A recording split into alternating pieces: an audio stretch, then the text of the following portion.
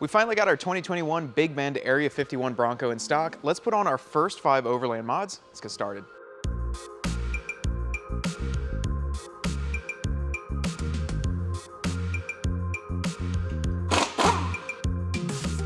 First mod on this Bronco is we're going to be installing a rough country 2-inch spacer lift. Now this is going to go on the front and the rear. You can see we already got the front kind of torn apart here.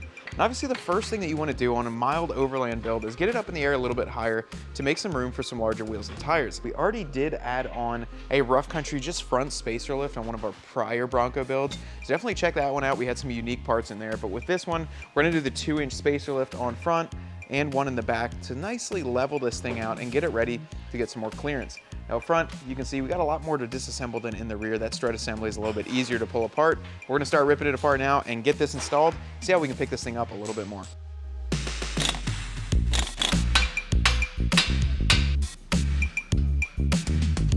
Now, if you want to pause this video, you can view the instructions here. Rough Country actually includes a QR code. You can easily scan them and pull them up. That's actually a nice and simple way to do it, and it saves on all that paper cost of printing out a giant instruction manual for each and every kit. So, kind of neat little, smallest instruction I've seen.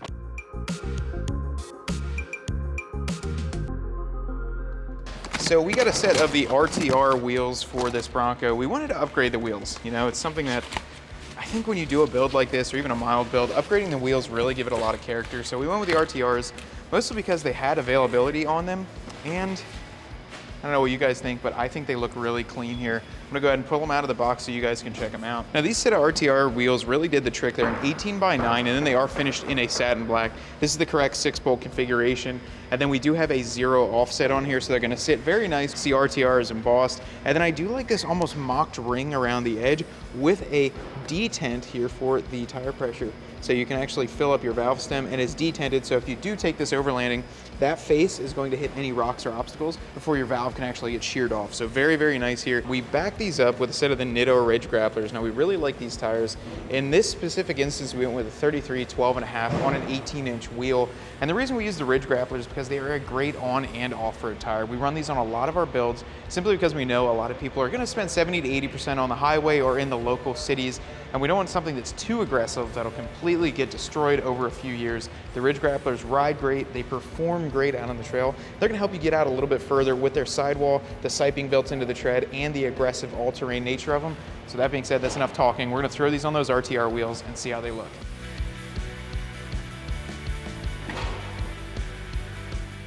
So our third modification to this, you can't obviously lift this Bronco, throw wheels and tires on it without extending these fender flares out a little bit. Now what we went with was the factory Sasquatch fender that's available for the 4-door. Now you can see we've got the stock left-hand rear flare, and then we've got the aftermarket, or the factory I should say, Sasquatch fender flare. Now what that's gonna do is extend it out the exact amount that you see here in person. What's nice is if you have an Overland rig, you are gonna be throwing up a lot of mud, a lot of rocks, you know, anything you can think of along the side of this Bronco, and you want to be able to cover that up. I'll be honest with you, the poke look does look cool if you're a rock crawler, you really need that clearance, but covering it up nicely using a factory part is something that you're going to want to do. Now with this, we're simply going to bolt this on. Actually requires no tools at all. It simply locks into place using these plastic little pins, meaning that if you want to pop it off from the trail and get that full articulation, you can. Now I'm a big Jeep guy. I've had a ton of Wranglers all throughout the years. I will say that I am very jealous of Ford being able to do this. This is the unlock and lock. So in this position, it's unlocked, and then that locks it down once it's in. And what that's doing is actually twisting this portion in the back here, and that is gonna lock that fender onto the body. What's cool about this is that if you wanna remove them, it's simply twist these all, and there's about 6 of them, I believe, all the way around the perimeter, and then you can simply pull it right off the sides. You're just gonna kind of firmly grab a hold of it. Don't worry, you're not breaking it.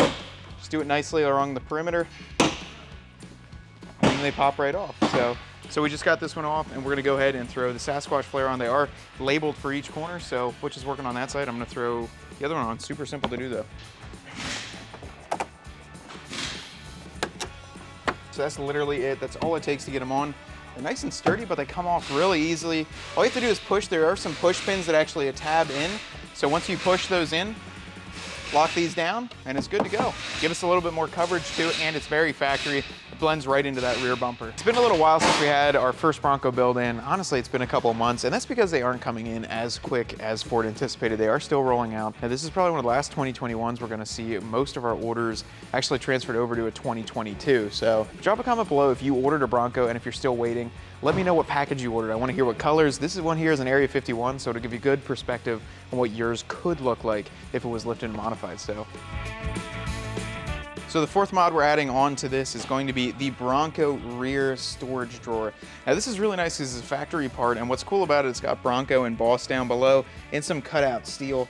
And then it's also neat that you can actually transfer over the tow hooks right to the top here. So once you pull those out to get it installed, you can transfer them over to the top to be able to securely hold up to 50 pounds on top of there. But as you can see, we'll open this up for you. A nice storage area. It's kind of a little bit tipsy-turvy over here, but close that up. We'll get this installed into the back of the Bronco. I'm excited about this one. Definitely something cool to have, and it's a Ford option, so you can come right to us and get it ordered and get in yours. Watch that thing. Watch everything.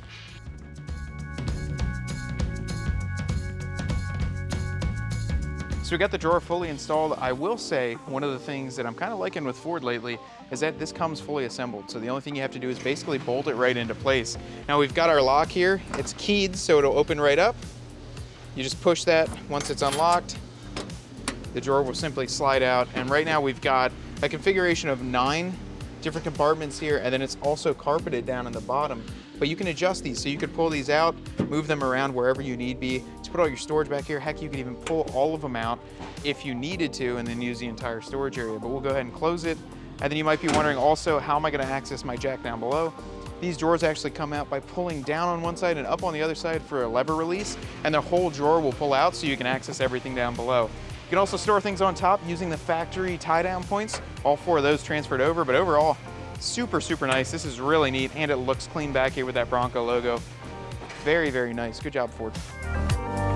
Our 5th and final mod was a set of these Ford Bronco. Now these are factory side steps here. Because let's be honest, as much as you want to go overland, you want to go camping, you're going to be using this thing on the highway a lot more. You might have kids getting in and out, your family. So putting a set of these on is really going to help you get in and out now that we threw a set of 33s on here and really got it up into the air. But with that being said, that's all 5 mods. Let's go outside and check out what the whole build looks like. Everything is wrapped up onto our Bronco build behind me. There were a couple steps at the end that we had to do, including putting the 5 wheels and tires on, as well as giving it a professional alignment, which Butch did, and it turned out phenomenal. This thing drives like a champ. And speaking of that, we actually wanted to take it out. That's why we're at a different location. And we drove it around locally in our Wrightsville area. And we took it on some back roads. We took it on a little bit of faster roads because we wanted to see how this thing performed, both compared to stock, and then for me, I'm a Jeep guy. I wanted to see how it compared to driving a lifted and modified Wrangler. And when I tell you the steering on these Broncos are better than a Jeep, I don't want to sound too biased, but having an independent front suspension, that is one of the greatest benefits of the Bronco, is that the steering drives like a car, it drives like a bigger truck, it just is planted,